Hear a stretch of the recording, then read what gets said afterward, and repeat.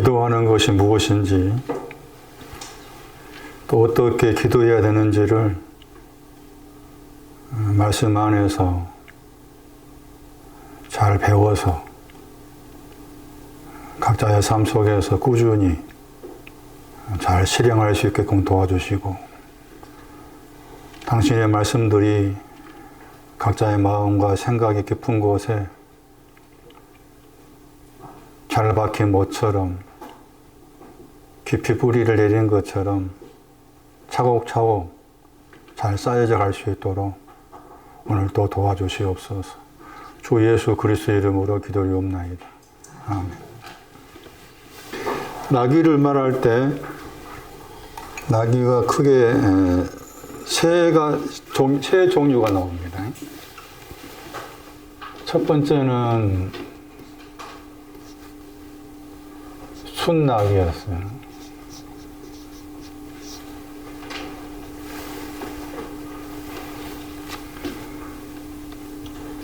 울어서 얼굴이 붓다였습니다.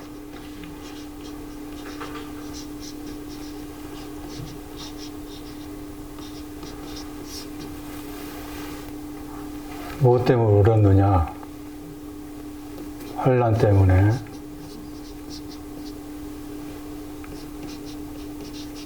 뱃속이 혹은 마음이 괴롭다. 이게 순나귀고, 암나귀는 많이 언급이 안 돼 있어요. 암나귀는 많이 언급이 안 돼 있고, 대신해서 암나귀 아들의 새끼가 언급되죠. 그런데 암나귀라고 했을 때 인내라는 뜻이 있어요.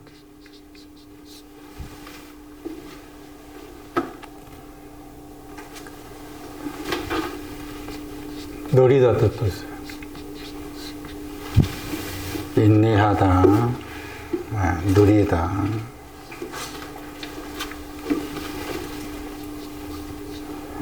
스가랴 9장 9절에 순나귀도 스가랴 9장 9절.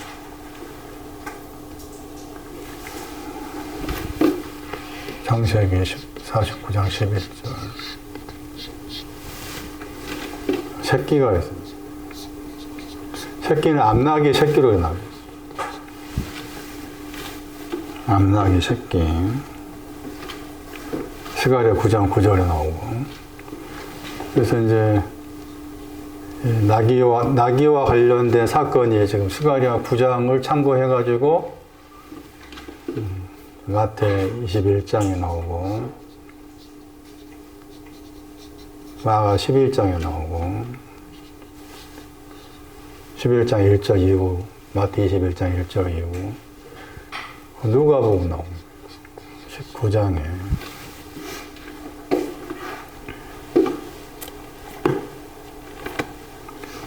누가복음 19장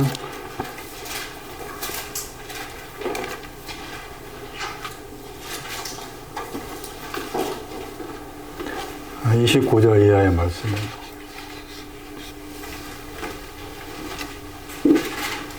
이제 요한복음 말씀에도 새끼 언급할 때 요한복음 12장 15절.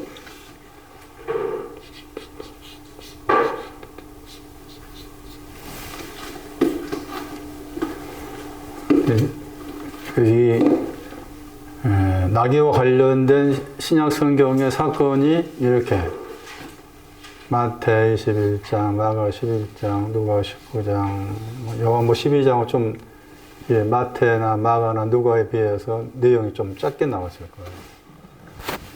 서로 이제 비교해 가면서 살펴볼 필요가 있는데 약간의 공통적인 것도 있지만 약간의 차이가 있습니다. 여기에서는 순나귀하고 새끼를 탔다가 나와 있죠. 마태 21장은. 그 마가 11장하고 누가 19장에서는 순나귀가 빠져 있고 새끼만 탑니다. 순나귀가 빠져 있고 새끼만 타요. 그게 이제 이 마태는 21장에 나귀하고 새끼를 탔다라고 했을 때 그 근거를 이제 스가랴 9장 9절을 근거 삼아서 썼다 생각했을 때 마태는 그 스가랴 9장 9절 말씀을 그대로 인용해 와가지고 순나귀하고 새끼 탔다 하는 것을 이제 강조한 거죠. 스가랴 9장에도 새끼 위에 순나귀 위에 이렇게. 그러니까 마태의 정신은 구약의 그 말씀 인용해 하실 때 그걸 그대로 옮겨오는 정신이고, 마가는 생각이 새끼 쪽에 강조둔 거죠. 순나귀 쪽에 강조둔 거죠. 새끼 쪽에. 누가도 새끼 쪽에 강조를 두고. 그럼 왜 그렇게, 그 차이가 뭐냐라는 것이 이제, 마가가 바라본 그 사건, 스가랴 9장 9절의 사건하고, 누가가 바라본 스가랴 9장 9절의 사건에서, 순나귀보다 새끼를 강조하는 것이 더 낫지 않겠나. 어떤 그런 측면이 있다고 볼 수 있는 거고, 요한복음에도 그렇게 나와 있고, 그랬을 때 이렇게 비교하면서 살펴보는 것도 어떤 측면에서 말씀의 어떤 뭐 재미랄까 그런 거가 이렇게 생각할 수가 있어요. 요한복음 12장 15절 보시면은.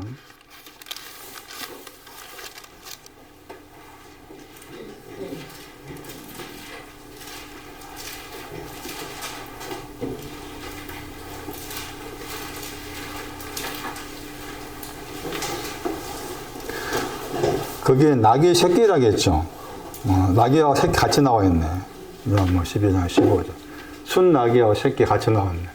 제가 잘못 말한 것 같네요. 순낙이하고 새끼. 그러니까 마태하고 요한은 순낙이하고 새끼 둘 다를 말하고, 마가 11장하고 누가 19장은 새끼만 나와요. 제가 찾아보니까. 뭐 제가 잘못 찾는지 모르겠지만. 새끼만 나와요. 새끼. 순낙이가 빠져있고, 새끼를 탔다. 여기는 순나귀와 새끼. 여기는 순나귀와 새끼. 스가랴 9장은 순나귀하고 새끼.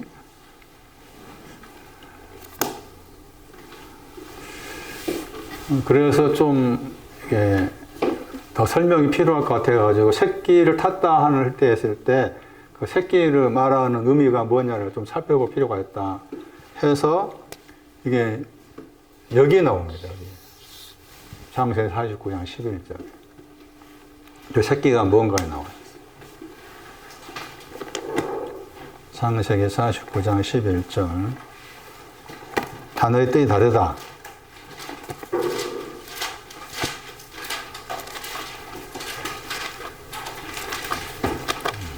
유다에 대한 설명을 하면서 나온 말입니다. 그러니까 유다에 대한 설명.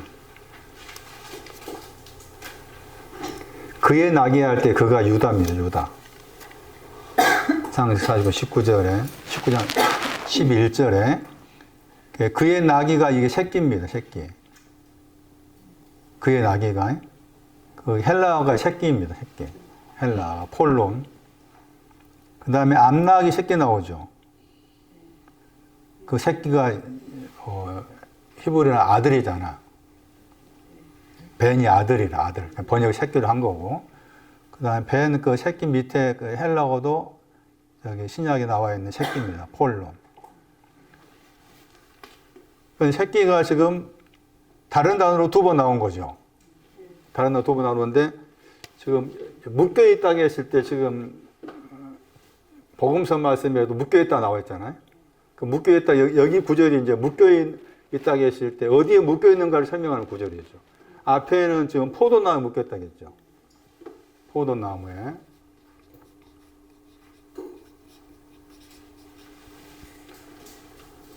그 다음에 거기 이제 묶여있다는 히브리 단어가 아사르입니다. 그 아사르 밑에 있는 헬라어 단어가 데오, 헬라어로 데오란 말입니다. 그 포도나무가 이 새끼가 이제 포도나무에 묶여있는 새끼가 있고, 그 다음에 아름다운 포도나무죠. 똑같은 포도나무는 다르죠. 단어가. 뒤에는 아름다운 포도나무에 묶여있다 했고, 앞에는 그냥 포도나무에 묶여있다 했고, 둘 다 새끼가 묶여있는 것이 여기입니다. 포도나무에 묶여있고, 또 아름다운 포도나무 묶여있고, 그게 지금 새끼가 관련해서 이렇게 표현한 것인데, 여기서 히브리어로 새끼라고 했을 때 이게 한 번밖에 안 나옵니다. 이게. 새끼라는 단어가.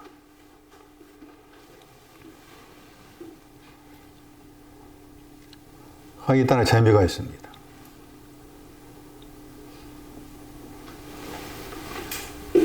단어의 뜻입니다. 빨리,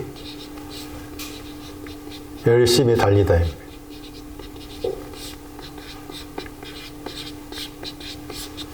빨리, 열심히 달리다. 그런 뜻이 있어요. 그러니까 새끼라는 개념, 우리 개념 생각하면 안 돼요. 빨리 열심히 달리는 사람을 새끼라고 합니다. 빨리 열심히 달리는 사람을 새끼를 하고, 지금 마가하고 누가에서는 빨리 열심히 달리는 사람 위에 타신다. 이라는 거예요. 근데 빨리 열심히 달리는데 이 단어에 동사가 있습니다. 빨리 열심히 달리다 했을 때, 빨리 열심히 달리게 된 배경이 뭘까? 빨리, 여기 이제 앞나기는 느리다 있잖아요. 느리다 좀 반대죠. 앞나기는 느리다 때 되어 있는, 여기는 빨리란 말이 있으니까. 그 빨리 열심히 달리다 했을 때, 그 달리는 그 방향이 신앙의 끝이잖아요. 신앙의 끝이에요. 신앙의 끝을 향해서 빨리 열심히 달리다 하는 뜻을 가진 단어가 새끼인데, 그렇게 빨리 느리다가 아니고 빨리 열심히 달리게 된 그에 깔려있는 요즘 말하는 베이스가 뭐냐. 그 동사가 깨어있다.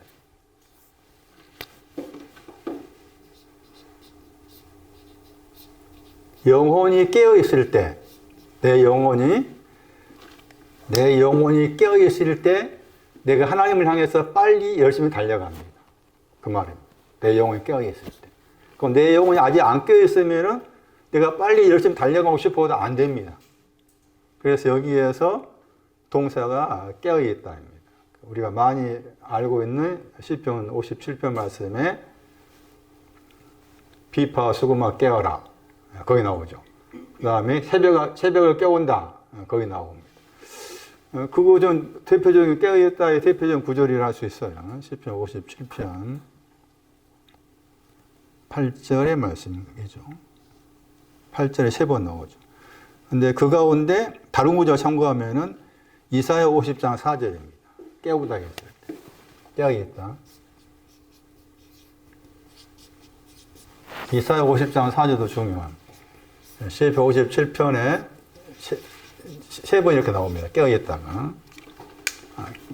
영혼이 깨어있을 때 하나님을 향해서 빨리 열심히 달려갈 수 있다. 그러니까 내 영혼이 아직 안 깨어있으면은 이렇게 안 된다. 했을 때 이 경우도 깨어있는 겁니다. 이사야 50장 4절 보세요.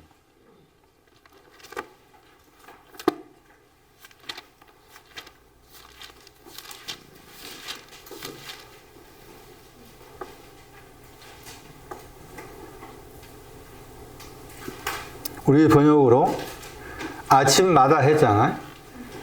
마다가 또 아침이야. 아침이 2번 나온 구절이. 보케르 한다는 아침이 보케르. 아침 안에서 원어로 살려 번역하면 아침 안에서 2번 이렇게 똑같이 나와요. 아침 안에서 깨우치시 단어죠. 우르 저 단어입니다.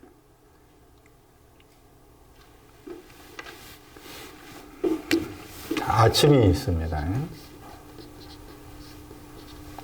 저녁이 있습니다. 우리 개념으로 아침을 맞이합니다. 우리 개념으로 우리 시간에 성경에 말하는 시간은 우리가 알고 시간이 아니에요. 그걸 또 기억하셔야 돼요. 성경에 말하는 10시, 11시 하실 때 마태 10장에 그 시간 우리가 알고 있는 시간이 아니다. 우리 시간의 개념을 생각했을 때 여기서 아침이 나왔고 저녁이나 표현이 나오는데 아침이라는 이 단어의 동사가 있어요. 그러니까 말씀드린 것처럼 내가 아침에 일어났다고 했을 때 이 아침을 일어날 때마다 이것을 신앙적인 아침으로 바꾸어서 생각하셔야 한다는 거지. 그런 반복적인 그런 훈련이 필요한 거예요. 그래 나에게 아침에 일어나서 활동할 수 있는 어떤 시간적 여유를 주신 것도 내 영혼의 아침을 알게 하라고. 그러니까 일을 한 다음에 저녁에 집에 돌아오잖아. 내 영혼의 저녁을 알게 하기 위해서 지금 겉의 것으로서 아침을 주시고 저녁을 주시는 거라. 그러니까 이걸 다 내 영혼의 신앙의 아침과 신앙의 저녁을 가져와서 내 안에서 재해석해야 돼. 그런 재해석하게 하기 위해서 이건 우리가 알고 있는 아침 저녁을 준 거예요. 근데 그것도 멍텅구리 돼가지고 이거 모르는 거죠, 우리가. 이제 잘 알아가지고 아침이 될 때마다 이거 신앙적인 개념을 내 영혼의 아침으로, 내 영혼의 저녁으로 가지고 와야 된다. 사모하다고 했어.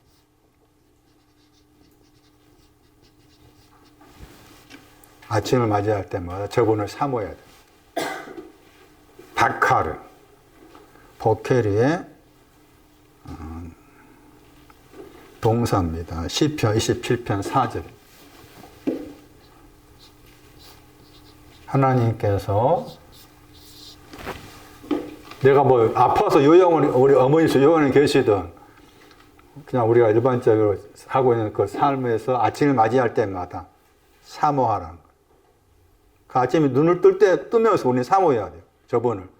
저분의 말씀을 사모하고, 저분의 은혜를 사모하고, 저분의 기도를 사모. 내가 기도보다니까 저분이 나를 위해 기도하시는 저분의 기도를 사모하고, 그거 사모해야 돼. 여기서 이제 사모한다고 했을 때 사모하는 내용이 나오잖아. 시편 27편 4절에.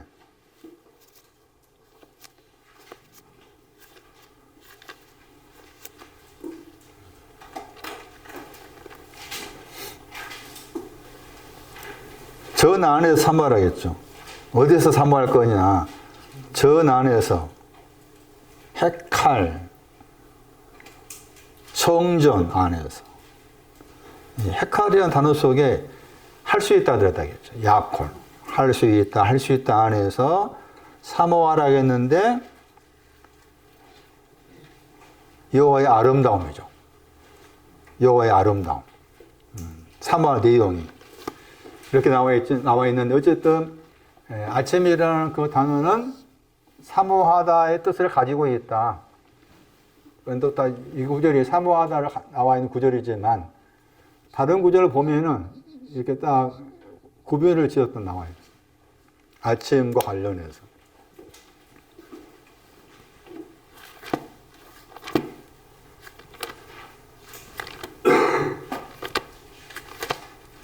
그 구절이 신앙의 아침과 신앙의 저녁, 밤을 설명하는 구절이죠.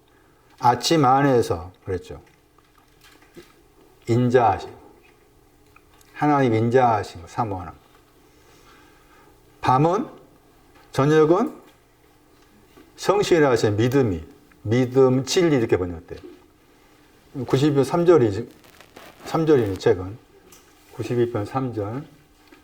이 구절이 굉장히 중요한 구절이에요. 아침하고 밤이라고 했을 때 아침의 신앙은 하나님의 인자하심을 사모하다. 밤이라고 여기 밤이라 나와 있잖아.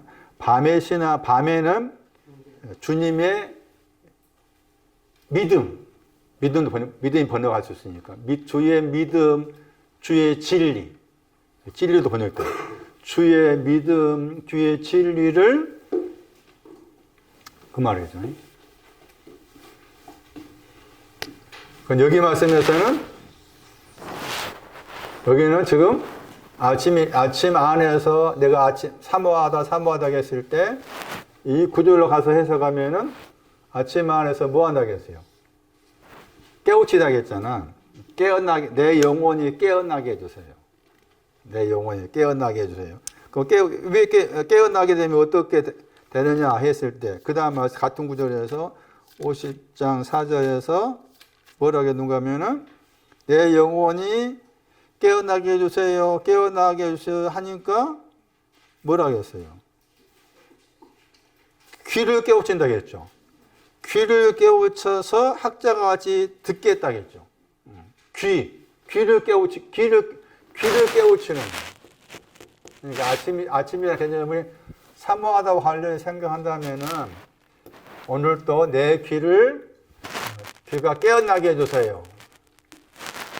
하나님의 인자하심에 대해서 깨어나게 해주세요. 귀가 열려지게 해주세요. 깨어나게 해주세요. 깨어나야만이 학자가 배우다 뜻이 들어요. 배우는 사람으로서 잘 들려지는 거지. 귀가 깨어나야만이 들려진다. 들려지기 위해 저분이 내 귀를 깨어나게 해주셔야 돼. 이게 새끼라. 내 귀가 깨어나야 돼. 사모하다. 아침 안에서, 아침 말 두 번 나왔잖아요. 아침 안에서 반복이 중요하고, 말씀에 대해서 반복이 중요하고, 꾸준함이 중요해요. 한 번에 반복이라는 거, 내 안에서 익숙해질 때까지 계속해서 반복해야 돼. 리턴한다면 자꾸 비벼대야 돼. 비벼대서 그것이 내 안에서 마찰이 되고, 그러면서 뭔가 이렇게 거기에 덧입혀지고 그런 작업이 필요한 거죠. 그래서 새끼라는 단어 속에 이와 같이 깨어있다. 귀를 깨우치사 학자같이 알아듣게 하셨습니다.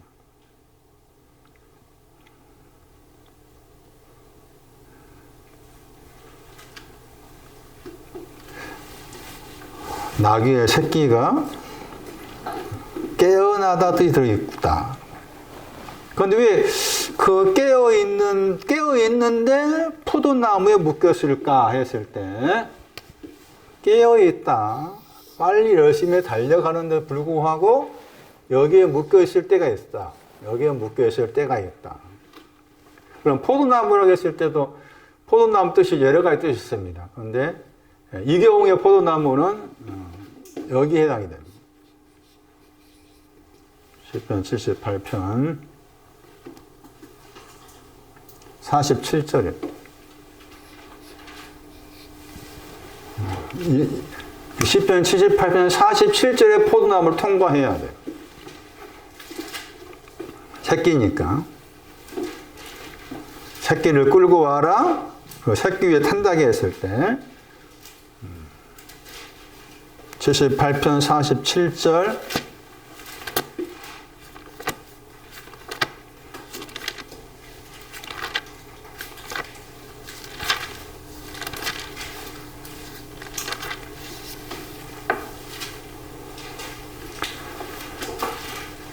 우박 안에 있는 포도나무. 우박 안에 의로가 아니란 말이에요. 살려서 번역해야 돼. 우박 안에 있는 포도나무를 뭐 한다고 했어요? 죽인다겠죠. 이걸 통과해야 돼.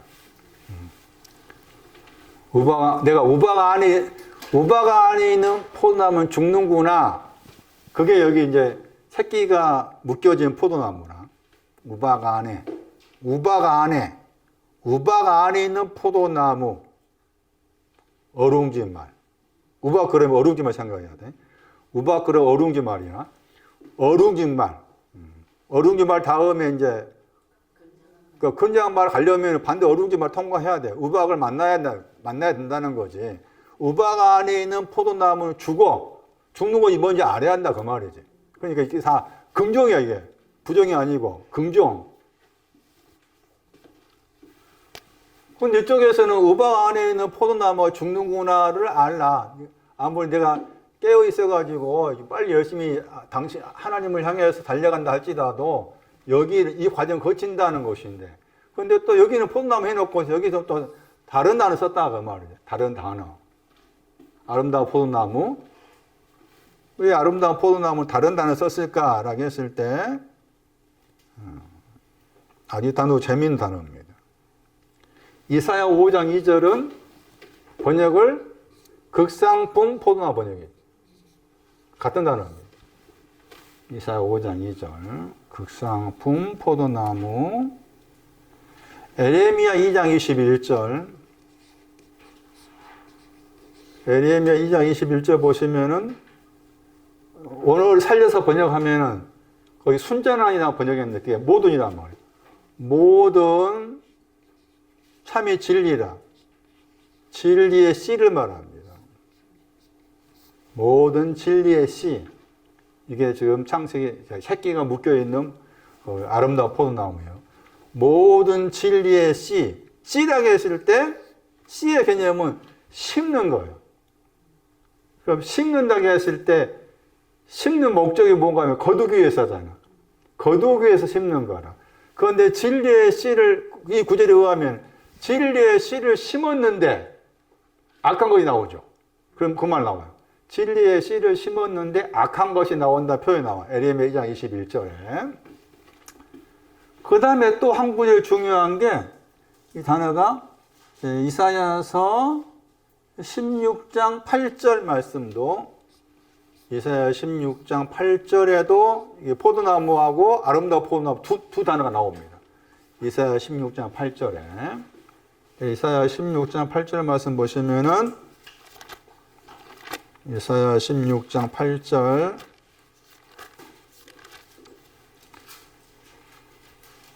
그 포도나무 말랐다 했어요. 그 다음에 좋은 가지 번역했죠. 좋은 가지 저 단어입니다. 좋은 가지 번역했다 저 단어가 지금 창세기 49장 11절 아름다운 포도나무와 관련된 단어예요. 좋은 가지. 좋은 가지는 이사야 16장 8절 말씀에 좋은 가지는 남성 명사죠. 근데 창세기 49장 11절 여성 명사죠. 그 차이지만 내용 같아. 그런데 그 좋은 가지도 꺾였다겠죠. 그렇게 됩니다. 좋은 가지 위치가 꺾여진 거예요. 19장 9절 보시면 이사야 19장 9절 말씀. 이거 이 단어를 살려서 번역해야 되는데 살려서 번역하지 못했어요. 이사야 19장 9절 말씀에 새 마포할 때 새 저 단어입니다. 새 마포할 때 새라는 단어가 아름다운 포도나무와 관련 단어입니다. 그러니까 아름다운 포도나무 이렇게 되는 거죠. 마포라는 단어는 심지의 뜻이 있고 또 등불의 뜻이 있어요. 꺼져가는 등불을 할 때 그 단어입니다. 이사야 42장 3절에 꺼져가는 등불을 할 때 그게 아름다운 포도나무를 생각하셔야 돼요. 꺼져가는 등불 끄지 않다 하겠잖아. 아름다운 포도나무를 끄지 않는다. 그렇게 생각하셔야 되고 그 다음에 재미있는 게 이 단어입니다. 이 구절입니다. 우리가 알고 있는 구절입니다. 스가랴 말씀이에요. 스가랴 1장 아름다운 포도나무를 설명하고 있어요. 스가랴 1장 8절 말씀. 8절 말씀에 홍마가 나오고 자마가 나오고 그 다음에 백마가 나옵니다. 거기에 자마 이 단어입니다. 자마 저 단어가 아름다운 포도나무. 홍마 다음에 아름다운 포도나무 자마.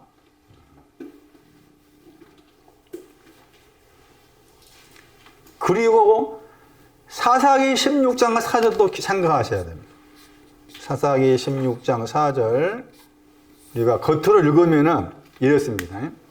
사사기 16장 4절 보세요. 영화로 만들어진 그 삼손에 대한 영화 보면은 이 사람 이야기도 나옵니다. 사사기 16장 4절. 이후에 삼손이 솔의 골짜기에 들릴라라 이름하는 여자를 사랑했다. 이렇게 나와요. 들릴라가 어디에 있었느냐? 어디에 있다고 했어요? 솔의 저 단어입니다. 솔의 저 단어가 아름다운 포도나무입니다. 그러니까 보세요. 겉으로는 당연히 문자적이야. 그러나 문자적으로 해석하면 안 되지. 삼손이 사랑한 들릴라는 어디에 있는 들릴라? 아름다운 포도나무. 그러니까 저 골짜기가 또 아모스 5장 24절 말씀 을을 말해. 소래 골짜기가 아름다운 포도나무과다. 그러면 소래 골짜기에 들릴라 사랑했다고 했을 때 소래 골짜기에 들릴라는 창세기 49에 생각한다면 새끼지. 그래서 연관을 생각하셔야 돼.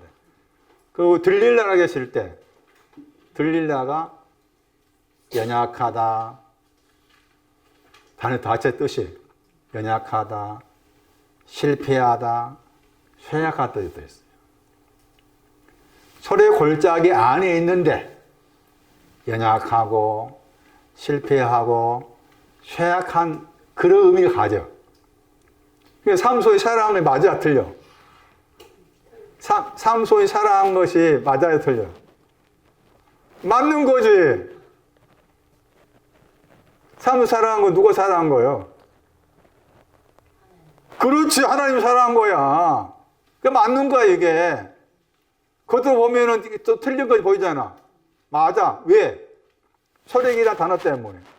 들리라는 단어 때문에 그런 거야. 그건 나는 누가 돼야 돼? 당연히 들리라 돼야 돼. 네가 들리라 돼야만이 삼손의 사랑을 받지. 하나님의 사랑을 받지. 삼손.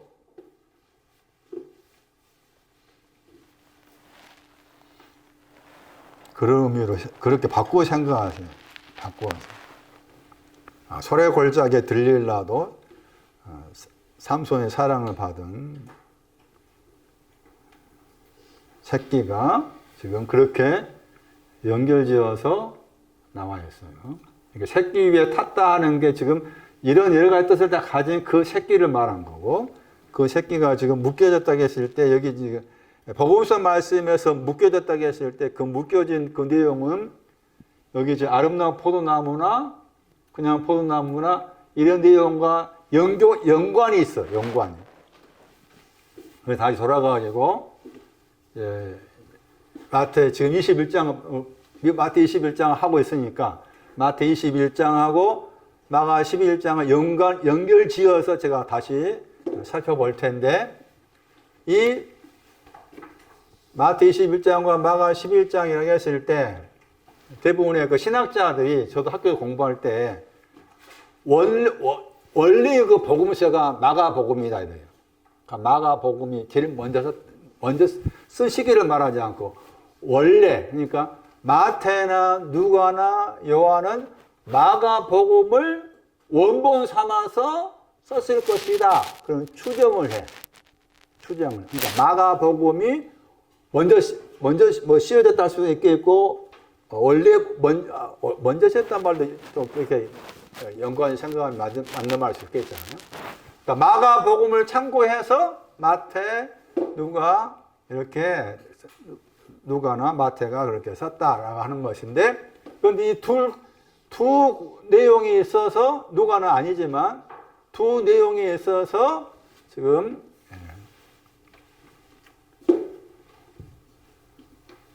나귀와 관련한 이 사건이 소경의 사건과 연관을 지어서 나와요. 그걸 살펴야 돼, 다시. 왜 소경의 사건을 말한 다음에 여기 지금 나귀 이야기를 끄집어 왔는지 연관이 있어. 그러니까 소경의 사건을 자세히 들여다봐야만이 다시 들여다볼 필요가 있는 이유가 뭔가 하면은 나귀와 나귀 새끼가 누구냐? 이해되세요? 네. 소경의 사건을 들여다봐야만이 이 나귀와 새끼가 어떤 신앙 위치에 와 있는 사람인지를 알 수가 있는 거예요. 그래서 마태하고 마가는 소경의 사건을 써놓고서 써놓고 다음에 이어서 이 말을 꺼낸 것이기 때문에 소경의 사건을 들여다봐야 되는데, 여기에서는 두 소경을 이야기해요. 여기에서는 한 소경을 이야기하면서 이름이 나와. 디메오의 아들 바디메오라고 나와요. 그렇게 다르죠, 표현이. 마태는 두 소경을 이야기했는데 여기에서는 두 소경이 아니라 하나의 소경이면서 이름까지 언급했어. 또 마가하고 마태의 차이가 또 거기서 그렇게 나오고 있어요. 그래서 먼저 그걸 자세히 들여다볼 필요가 있어가지고 마태 21장 가봅니다.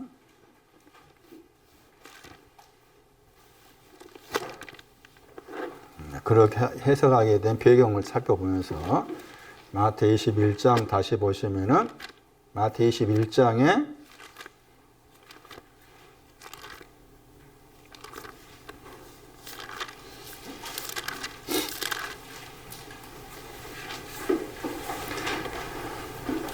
그리고가 나왔었죠. 원래 그 성경은 절하고 그 다음에 장이 없었다겠죠. 절하고 장이 없어요. 연결될 생각이 있다 그 말이죠. 그리고 거기에서 예루살렘 안으로 가까웠다 했죠. 마태 21장 1절에. 그런데 거기에 3인칭 복수가 나옵니다. 우리 번역은 저희잖아. 저희가 3인칭 복수야. 그러니까 저희가 누구냐는 거지, 이제. 3인칭 복수가 저희예요. 저희가 에루살렘 안으로 들어가는 거죠. 에루살렘 안으로 들어가는 것이 가까웠다, 그 말이에요. 그러니까 에루살렘 안으로 들어갔다가 아니에요, 지금. 에루살렘 안으로 들어가는데 가까웠다니까, 지금. 조금 있으면 들어간다, 그 말이잖아요. 가까웠다. 그런데 그들이 그랬지. 그들이 그런 거예요. 그들이 가까웠어. 그들이. 그리고 그들이 이랬죠. 또 그들 나오죠. 21장 1절에. 이르렀다에 거기에 3인칭 복수야. 그들이 어디로? 벳박의 안으로잖아. 여기는. 벳박의 안으로 왔다야. 그 말은 벳박의 안으로 들어가면 여기는. 왔다라는 저 단어가 왔다, 오다, 가다의 뜻이니까 벳박의 안으로 들어갔다. 그런데 그 벳박이가 감람산과 관계되죠. 이제 감람산이 나옵니다. 그래서 감람산과 관계된 말씀이 많이 나오잖아요. 특히 마태 24장 같은 경우는 감람산 위에서 앉아있을 때 제자들이 오니까 거기에 제자 질문에 대해서 대답한 내용이 마태 24장, 25장이잖아요. 감람산과 관계해서 나온 사건들이 많습니다. 감람산, 또 감람나무, 감람산 할 때도 감람과 관계, 감람산, 감람나무 이렇게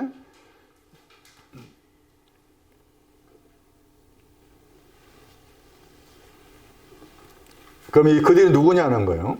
다시 그들을 찾으려면 앞으로 가야 돼.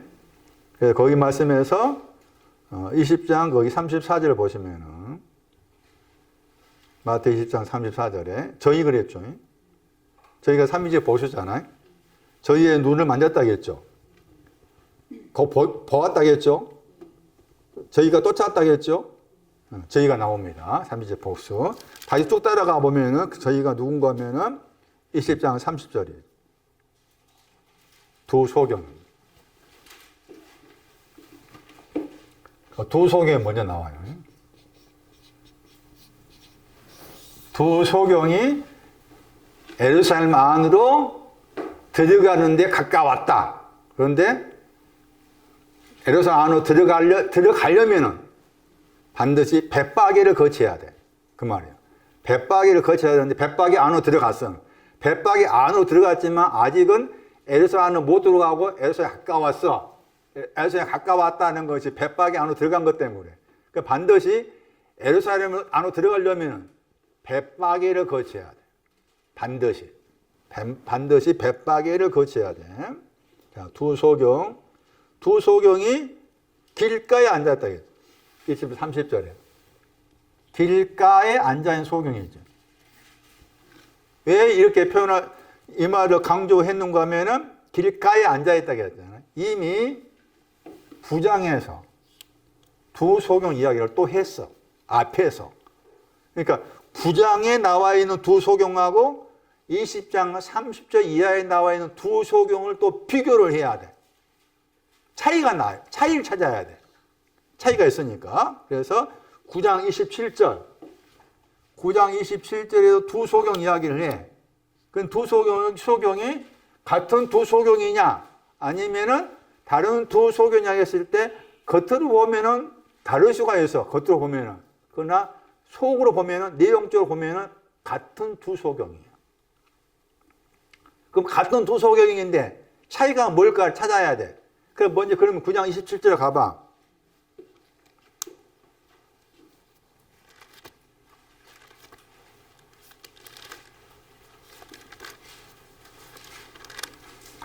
결론부터 말하면 두 소경은 우리가 많이 배웠던 500데나리온, 50데나리온, 빚져 있는 것을 모르는 거예요. 그렇게 아예 생각하셔야 돼요. 소경은 지금 닫혀 있는 거잖아. 그러니까 닫혀 있다고 했을 때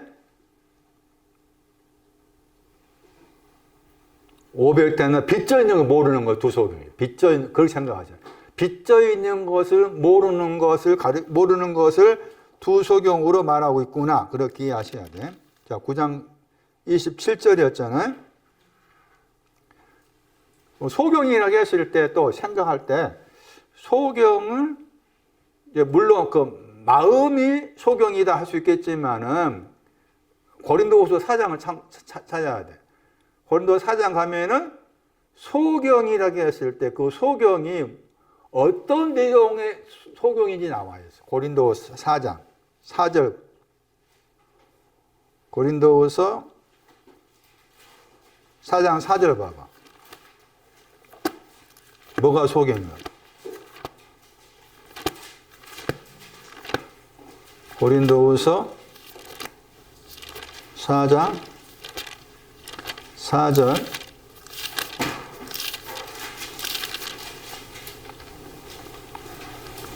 홈이 있겠다가 이게 소경에 다니는 동사예요. 고린도 4장 4절에. 이거 구절을 기억하셔야 돼. 홈이다가 소경이다 단어의 동사다. 소경이나 했을 때 무엇이 소경이냐? 우리 번역 마음이라 했잖아. 마음이 소경인 거야. 그럼 마음 그러면은 대표적 헬라어가 카르디아야. 많이 쓰였나요? 카르디아. 여기에는 노에마라고 했잖아. 이 노에마가 6번밖에 안 나온 단어야. 6번밖에 안 나온 단어인데 이 노에마의 동사가 노에오야. 그 노에오라 했을 때 깨닫다 돼요. 깨닫다. 그래서 이 마음 번역된 이 단어를 다르게 번역하면 생각의 뜻도 있고 생각, 인지, 지각력 이렇게 번역된 단어예요. 노에마가.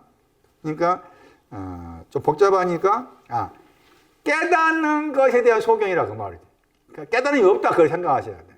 노에마가 소경이라고 하면 깨달음이 없다. 그럼 깨달음이 없다 그 말은 500단은 빚져 있는 것에 대해서 두 가지 빚져 있는 것인데 두 가지 빚져 있는 것에 대해서 내가 아직 못 깨달았다. 이걸 가리켜서 소경이라고 그런다. 소경이 그런다. 그건 소경은 소경인데 왜 둘을 붙이냐 했을 때 500하고 50하고 그렇게 생각하셔야 된다. 그럼 다시 돌아오셔가지고 마태복음 9장 말씀에서 두 소경이 어디에 있는가 보시면은 27절 말씀에 예수께서 거기서 떠나가셨다겠죠. 떠나가시니 그를 따라왔죠. 9장 27절에. 소경이 소리 질러서 불쌍히 여겨달라 한 거예요. 그러니까 9장 30절 말씀에 눈들이 밝아졌다고 했죠. 눈들이 열려졌다고 했잖아요. 그렇게만 나와 있어요. 비교해봐, 이제. 9장 27절에 나와 있는 두 소경하고, 저기 20장 30절에 나와 있는 두 소경을 비교해라. 비교하면 딱 답이 나와. 소리 질러 하고 부정에게다 이게 공통이야.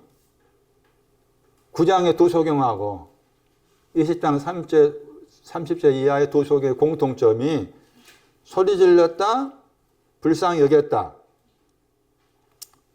그 다음에 떠나가라. 이것도 공통점이에요. 그 떠나가다 할 때 저기에 끌고 오너가 들어있어. 아고가 들어있어. 떠나가다 할 때 아고가 들어있어요. 아고, 끌고 오다 한 단어가 들어있어요. 자, 그런데 20장에 가면은 도소경이 여기 저 9장 27절의 도소경은 어디에 있다는 말이 안 나와 있잖아요. 그런데 20장 가니까 길가에 앉아있다고 했지. 이런 표현이 다른 거예요. 표현이 달라. 길가에 앉아있는 것하고 그냥 길가가 어디에 있었단 말이 없는 소경하고 같은 도소경이지만 다르다. 같은 도소경이지만 그러면 거기 이제 공통점은 번역한 거 떠나가다 소리 지르다 불쌍히 여겼다. 이게 세 단어가 공통점인데 20장에 가면은 소리 지르는 거 한 번 더 나오지. 한 번 더 나와. 더 크게 소리 질러. 소리 질러 두 번 나와. 20장 3절 소리 질러 두 번 나와. 여기 그러니까 불쌍히 여긴다고 두 번 나오고 9장 27절은 불쌍히 여긴다 한 번밖에 안 나오고 소리 지르는 거 한 번밖에 안 나오는데 20장 30절 이하의 말씀에서는 두 번 나오는 거야. 그 표현이 다른 거야. 그러니까 결국 줄여 말하면 9장 26절 이하에서 두 소경이 소리 지르면서 불쌍히 여겨달라고 했을 때 눈이 열렸다고 했잖아. 50데나리온 거지. 50데나리온. 그 다음에 20장 30절 말씀에서는 500데나리온. 그렇게 나누어서 생각해 볼 필요가 있겠다. 20장 30절 말씀에서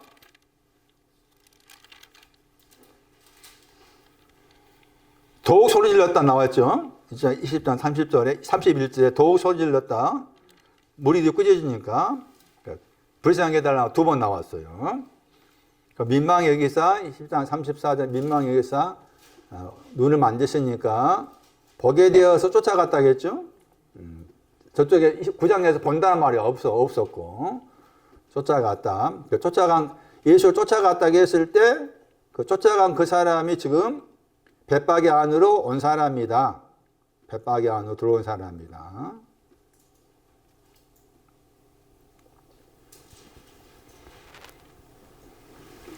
쫓아가다.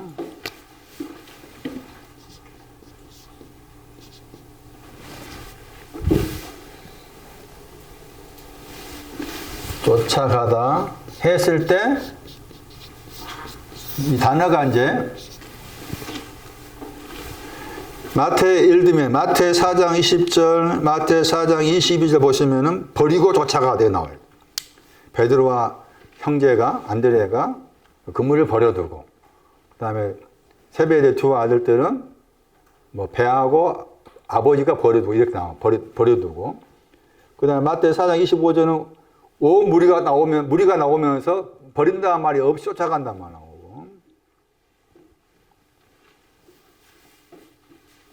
마태 다시 19장 보시면은 19장 27절 말씀에 다시 베드로 한 말이 나오죠. 우리가 모든 거 버렸습니다. 구원 얻은 자 적으니까 이렇게 질문한 다음에 모든 거 버렸습니다. 그 말 나오죠. 쫓아간다.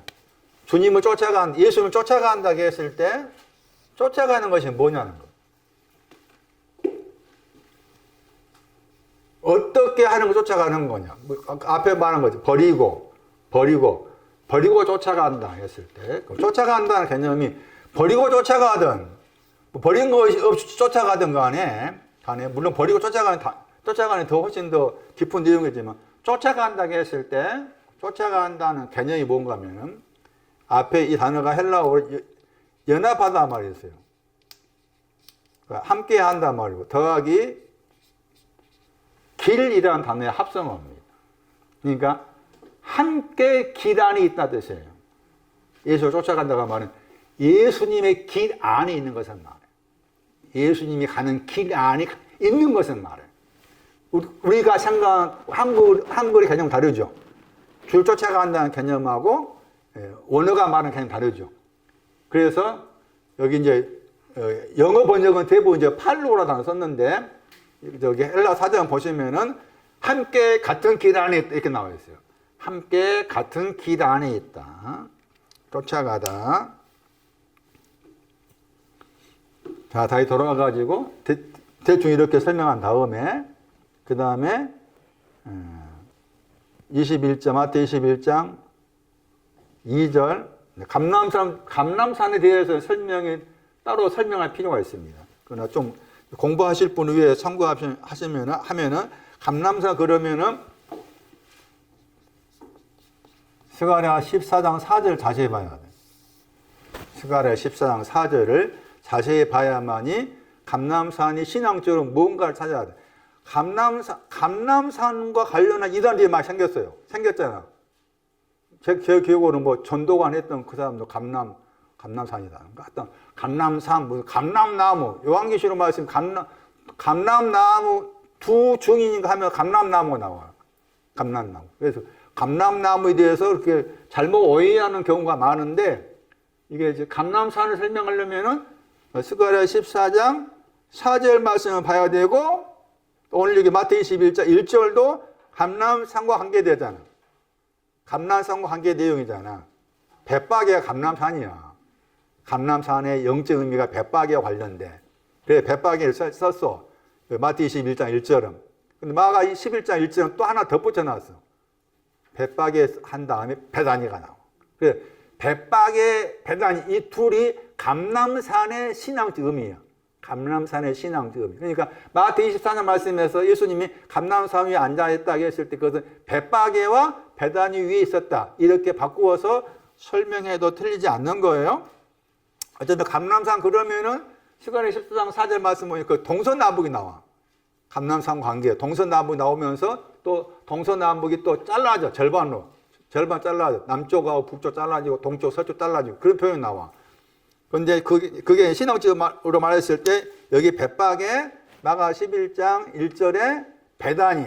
벳바게 베다니도 감람산의 신앙 의미를 담고 있다. 그렇게 이해를 하시면 되는 거예요. 자, 그러면서 이제 마태 21장 2절 말씀에 마을이 촌이라고 했잖아요. 촌락. 마을이 촌이라고 했어요. 촌락. 헬라어에서는 눕혀져 있다고 했고 눕혀져 있는 것이 지난번에 설명드린 것처럼 구유에 누워있다 했을 때 거기에 나온 단어와 관련된 거였어요. 그러니까 여기에서 마을 앞에 그 안으로가 들어있잖아요. 에이스가. 이 마을이 벳바게를 가리키는 거예요. 벳바게. 마을이 뭐라고? 벳바게. 벳바게란 마을이라. 마을, 촌락, 벳바게란 마을. 그러면은 이 나귀하고 새끼가 묶여 있다고 했을 때 어디에 묶여 있다? 그렇지. 벳바게에 묶여 있는 거예요.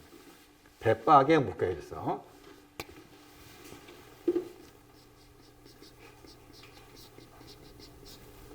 벳바게에 묶여 있어. 아까 제 앞에 말씀에는 눈을 뜬 소경이 벳바게에 들어갔잖아요. 눈을 뜬 소경이야. 눈을 뜬 소경이 벳바게 안으로 들어갔어. 그런데 이 벳바게에 묶여있는 자가 나귀하고 새끼지. 그 나귀와 새끼가 누구라 그 말이에요. 눈뜬 소경이 나귀와 새끼야. 눈뜬 소경이 나귀와 새끼라. 자, 다시 봐봐. 마태 20장 34절 말씀에 보게 되었단 말 나와요. 보게 되었다 했죠. 아나 블레포 읽으면 이렇게 읽어요. 그런데 이제 이게 합성어예요. 뒤에는 블레포가 보다야. 근데 앞에 아나를 붙였잖아. 이게 반복의 의미가 있어. 반복의 뜻도 있고 위라는 뜻도 있어. 위로 보다, 반복해서 보다 하는데 본다고 했을 때 누가 7장 21절 참고하면 소경과 관계에서 본다 말 나오면서 탕감하다가 나와. 그래서 본다는 거 보면 탕감 받은 걸 본다는 말이야. 탕감 받은 거 보다. 번역을 그렇게 살려서 번역 안 했어요. 누가 7장 21절에 보다 했을 때 여기 구절에서 이제 보았다 했잖아요. 그 이제 단어로 해석하면 탕감받은 걸 본다고 했잖아.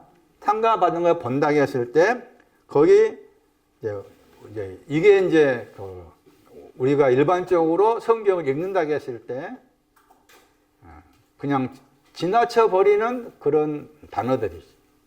뭐라 앞에 다시 봐봐. 누가 20장 34절 말씀에.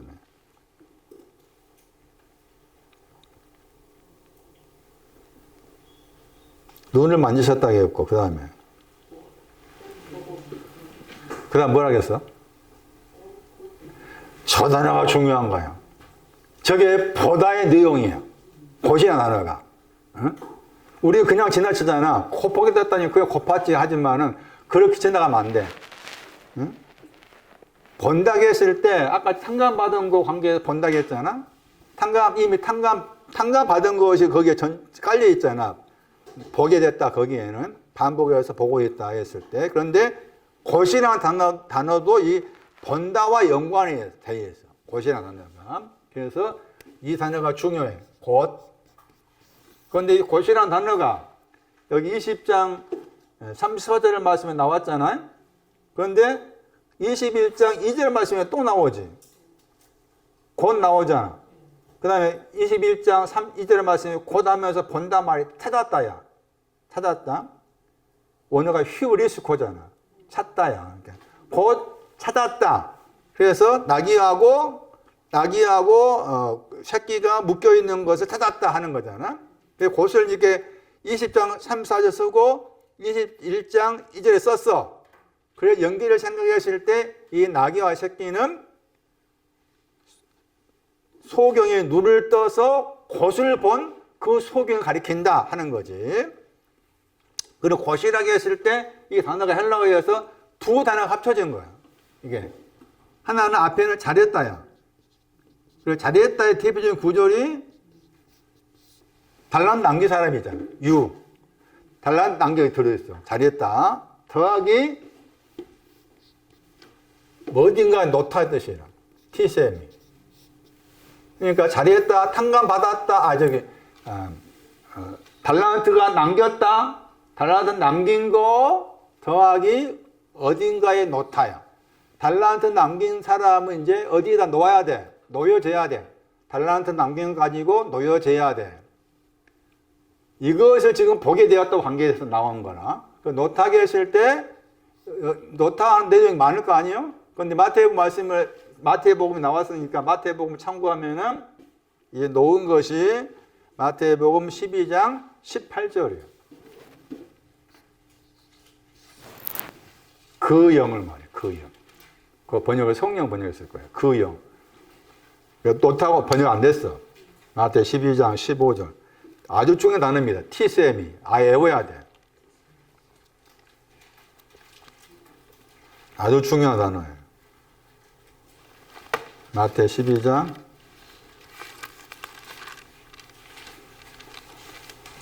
주다 번역했죠.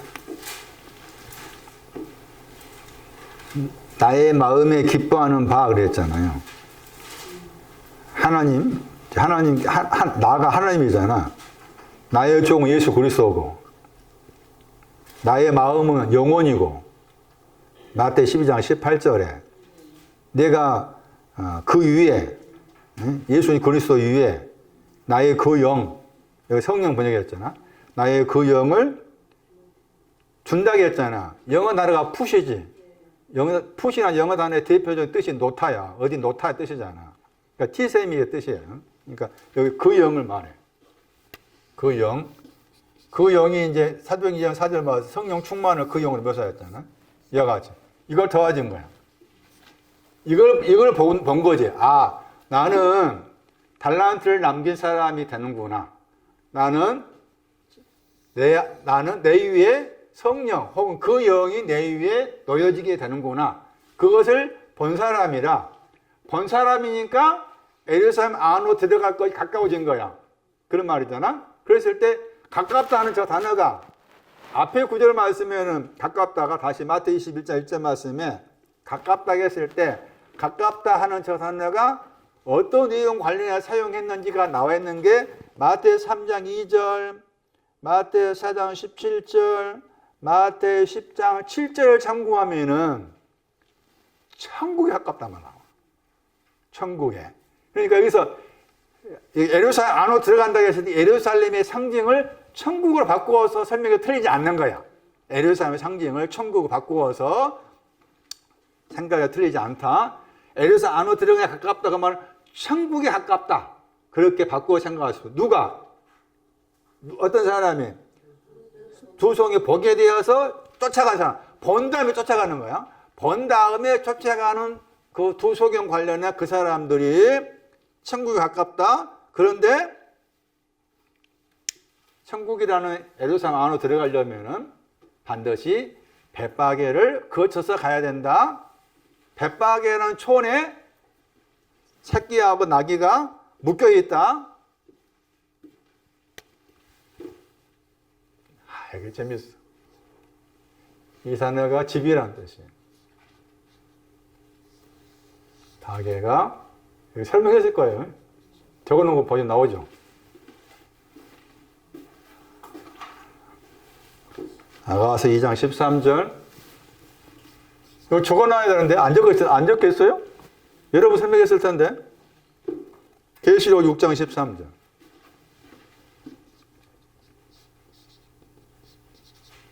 여기는 푸른 열매 아가서마 번역을. 그 다음에 계시록 6장 13절은 선 열매에다 했을 거예요. 선 열매. 서로 있다. 선. 계시록 6장 보세요. 벳바게가 말하는 뜻이 뭐냐? 왜 벳바게에 묶여 있느냐?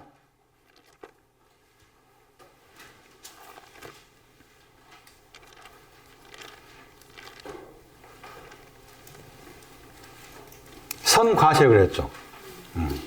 선과실. 여기는 선과실. 아가서 말씀은 푸른 열매가 이렇게 번역했을 것이고, 선과실 번역한 단어예요.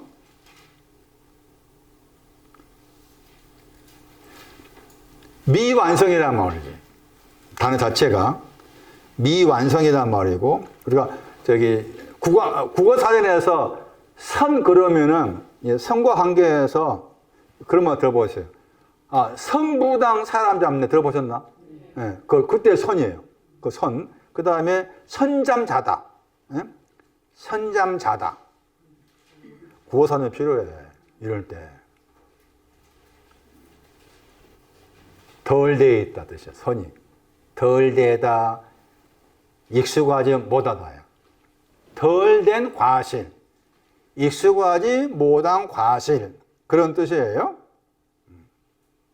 그래서 활발지 못하다, 둔하다, 덜 익었다, 미완성이다. 또 어떤 경우에서는 겨울에 무화과 나무. 이렇게 번역하기도 해요. 이 단어가.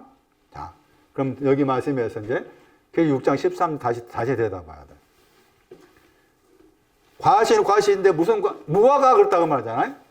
자, 무화과인데 선과실이다. 아니 덜 익었다.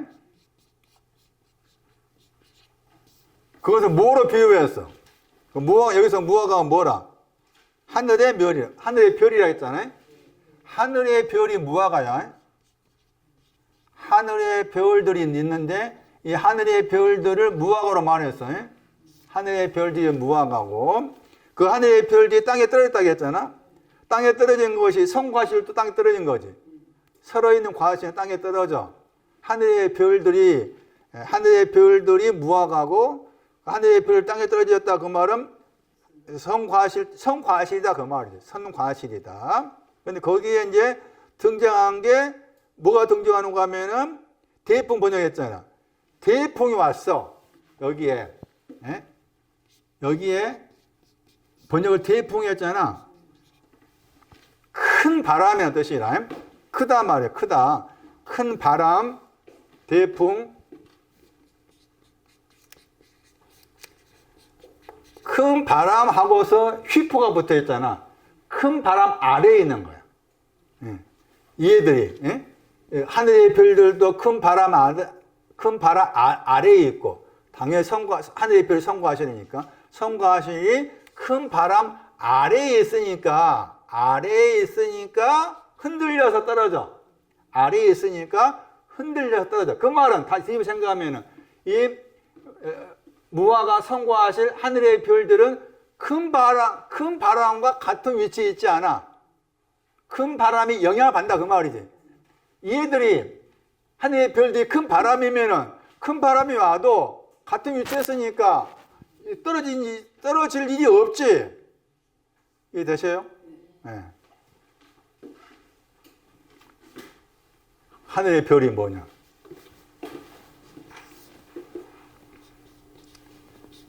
여기 가야 돼. 고전 15장.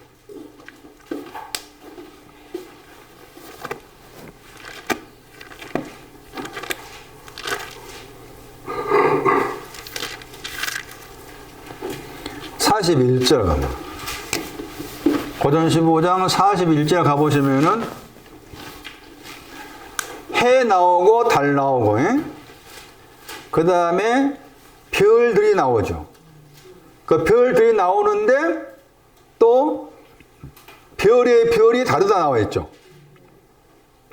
영광이란 말 나오고 15장 41절은 앞에 15장 40절과 같이 풀어야 돼. 15장 40절. 15장 40절 자기가 들여다봐야만이 풀 수가 있어. 그럼 15장 40절 말씀 보시면은 형체가 몸이야, 몸. 이 구절을 깊이 생각하셔야 돼. 성경에서 말하는 교회는 그리스도 몸이란 말 나오잖아. 에베소 1장에 그런 말 나와요. 또 우리를 또 몸으로 말하잖아. 소마. 몸이라고 했을 때 몸이 뭐냐? 성경에 말하는 헬라어에서 말하는 몸은 우리가 알고 있는 이 몸이 아니야. 그렇게 생각하면 안 돼. 그러니까 소마가 우리가 알고 있는 이 몸으로 이해를 하시면 안 되는 거예요. 그런데 이 소마라고 했을 때, 몸이라고 했을 때, 여기 번역 형체가 몸이야. 몸이라고 했을 때 헬라어 사전에는 그 몸을 어떻게 묘사했는가 하면 괄호 열고 해가지고 모든 것이 건강하다 그랬어요. 몸을 모든 것이 건강하다.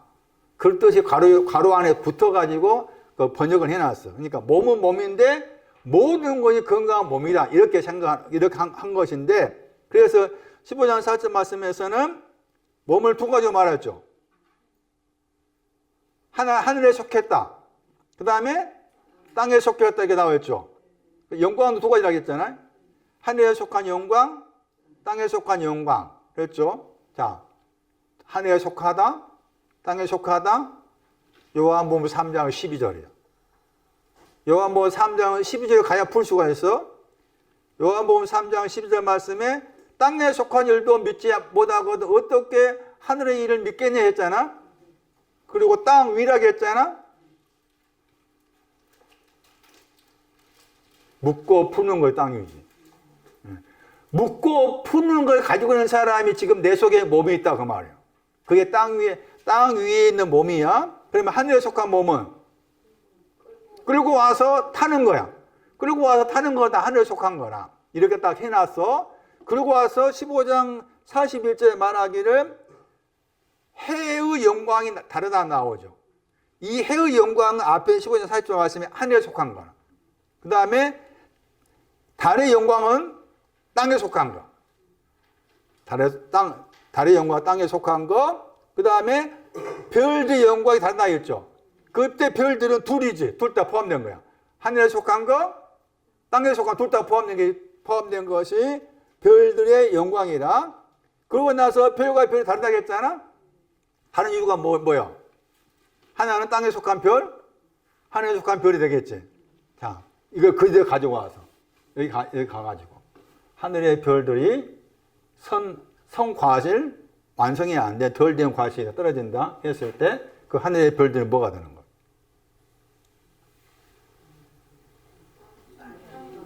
그렇죠. 묻고 푸는 거지. 묻고 푸는 쪽이 좋게. 그런 개념이나. 자, 그렇게 생각하시고서 성과하시도 그런 개념이라. 그러면 큰 바람이라고 했을 때, 큰 바람이 뭐냐 하는 것인데, 바람이라는 단어가 아네모스예요. 헬라어로 아네모스인데, 히브리어에서 하나님이 영할 때, 루하우인데, 그 루하우를 번역할 때, 아네모스로 번역하기도 하고, 푸뉴마로 번역해. 아네모스도 영이고, 푸뉴마도 영이라. 그래서, 그런데, 여기에 이제 큰 바람이라고 했을 때, 이 아네모스가 이제 바람이라는 단어고 또 영이라는 뜻이 들어있다고 했잖아요. 그랬을 때 계시록 7장 1절을 참고하면은 거기에서 바람이랑 이 아네모스가 나와. 아네모스가 나오는데 거기 말씀에서 계시록 7장 1절 말씀에 사방에 넷이야. 넷의 바람들이 나오죠. 넷의 바람들. 넷의 바람들이 네 천사다. 이렇게 나와 있죠. 계시록 7장 1절에. 그러니까 계시록 7장 1절을 참고해서 계시록 6장 저 9절을 들여다보면은 바람이 네 가지 바람인데 그 중에 그 말이야. 큰 바람이라는 저 표현이 네 가지 바람 가운데 그 말. 네 가지 바람 가운데서 큰 바람 이런 뜻이다. 그럼 네 가지 바람 그러면 어디 가야 돼? 그렇지. 시까지 6장 가야지. 네 가지 바람. 말로 말해서 흑마, 백마, 어롱지고 건장한 말, 혼마가 포함되는 보겠네. 어쨌든 그 말, 그거 나오잖아. 그게 네 가지 바람이라. 그 중에 그러면은 큰 바람이 뭘까? 그렇지. 건장한 말이야. 건장한 말. 아, 이해되는 건장한 말이 안 되는 거야.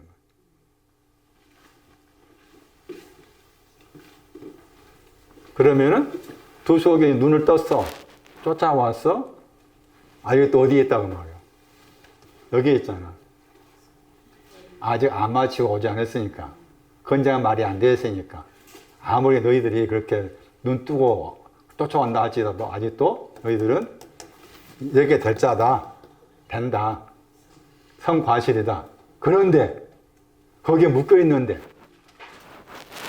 풀어서 끌고 나에게로 내가 그 위에 올라타 줄게. 이런 말인 거예요. 그 말은 결국 성과실까지 올 때까지도 힘들었잖아. 다 알고 계신 거지. 성과실 되었지만 성과실 올 때가 얼마나 힘들었어. 그런데 다 떨어진다고 해서 그냥 나 몰래 하면 되겠냐. 내가 다 책임져 줄게. 그런 의미도 들리잖아. 그래서 풀어서 끌고 와라게 했을 때 끌고 온 거기에 내가 탈게 했을 때 그 타는 것이 다시 스가랴 9장을 생각하면 그 타는 게 의인되고 구원받게 해주고 그게 타는 거 관련돼. 스가랴 9장에 나왔잖아.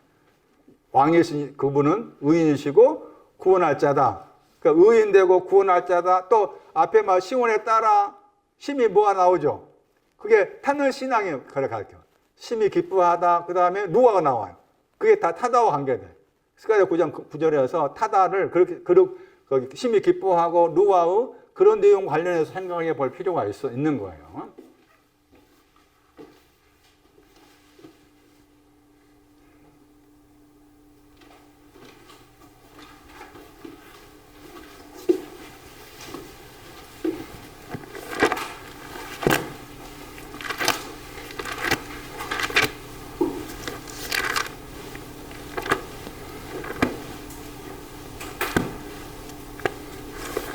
누가 19장 아예 소경에 대해 이야기해서 빠져버렸어요.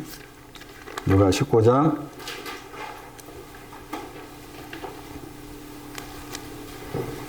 29절 배박이 이야기했으니 배단이 설명이 나잖아요.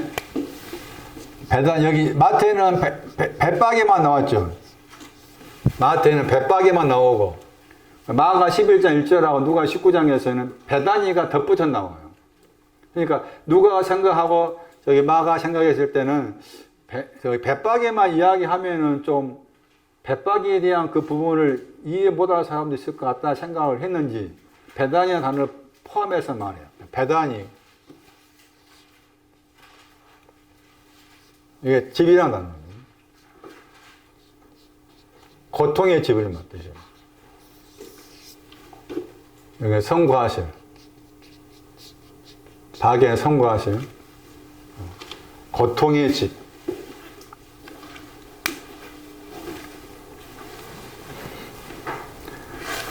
마가 11장 1절하고 누가 19장의 말씀에서 배박에다가 더 첨가된 게 배단이다. 배단이라는 이름의 뜻이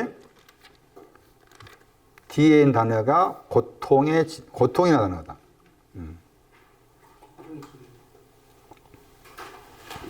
고통이라고 했을 때 고통의 내용이 동사 이게 나와. 시편 107편 17절. 이사야 48장 10절. 고통의 풀무왕이에요. 풀무. 찢기.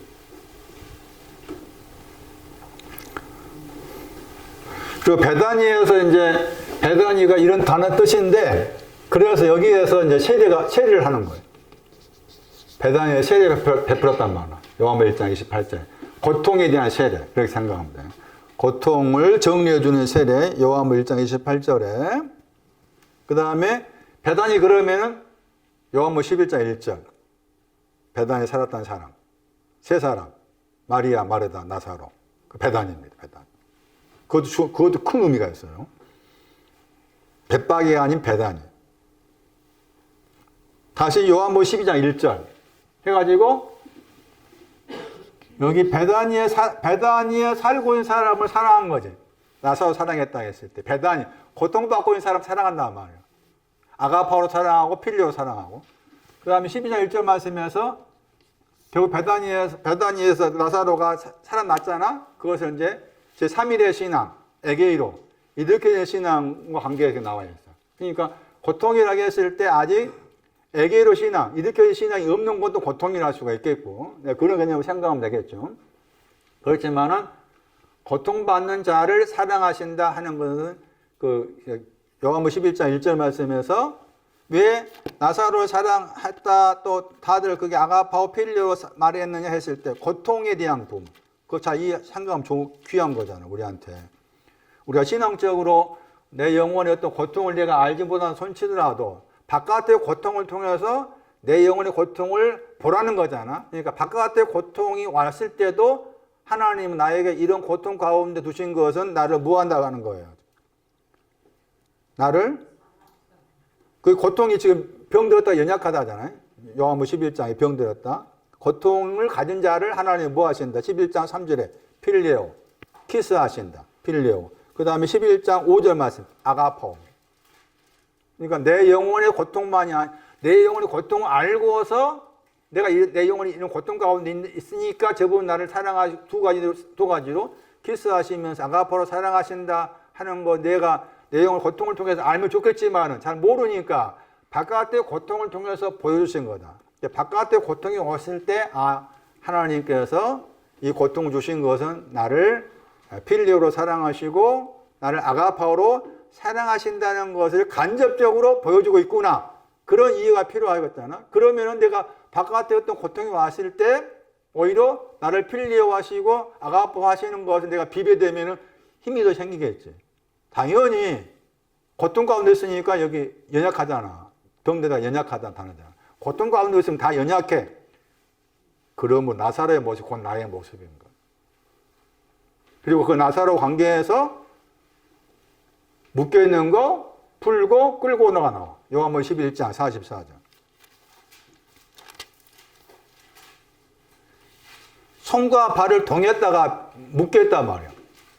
손과 발을 동였다가 묶여있단 말이고, 그 다음에 또 쌓였다, 수건에 쌓였다 할 때 거기도 묶여있다 들어있어. 대오가 들어있어. 그들에게 풀으라 했잖아.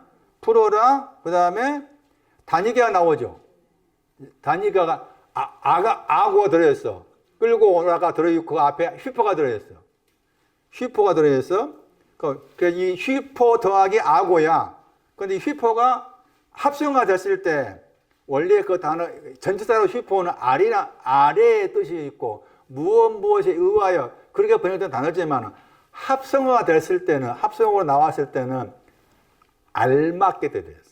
그러니까 알맞게 끌고 와란 말이야. 그래서 여기 요한복음 11장 말씀에 나사로 사건도 묶여져 있다, 풀어라, 끌고 와라 그런 내용이 들어있다 하는 것도 참고할 필요가 있다. 그래서 베다니 고통의 집은 말씀드린 것처럼 내 바깥에 내가 몸이 아프든 뭐 물질이 부족하든 여러 모양의 고통이 왔을 때 이 고통은 간접적인 표현이고 이 고통을 통해서 내가 바라보아야 할 것은 이 고통 때문에 저분이 나를 필요하시고 아가포 하시는구나를 알게 하기 위해서 그런 고통 가운데 두시는구나. 그래서 또 고통이 올 때마다 그렇게 하나님께서, 예수님이 나를 이렇게 필요하시고 아가포 하신다 하는 사실로 바꿔 생각하면서 거기에서 해야 되지. 애계로 해야 되지. 내 마음이, 생각이. 여기까지 하겠습니다.